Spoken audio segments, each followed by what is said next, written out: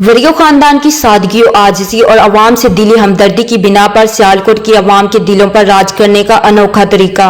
सियालकोट के सियासी खानदान वरियो का सियालकोट की अवाम के दिलों पर राज और अवाम की बेपनाह मोहब्बत का मुंह बोलता सबूत ये है कि हल्के की अवाम हर यूनियन कौंसिल के गाँव में उनकी आमद का इंतजार करती है। उनकी आमद की खुशी में इलाके के अवाम फूलों के हार और फूलों की पत्तियां निछावर करने के अलावा ढोल की थाप पर झूमते, नारे लगाते और नए नोट लौटाते हैं।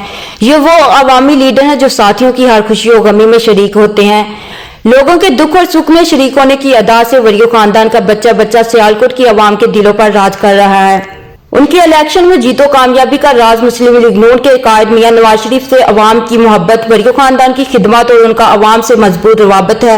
लोगों की बेपनाह मोहब्बत से अंदाजा लगाया जा सकता है कि NA 70 सियालकोट और PP 45 सियालकोट इलेक्शन के रिजल्ट आने से पहले ही मुस्लिम लीग नून की सीटें भारी अक्सरियत के साथ कन्फर्म है।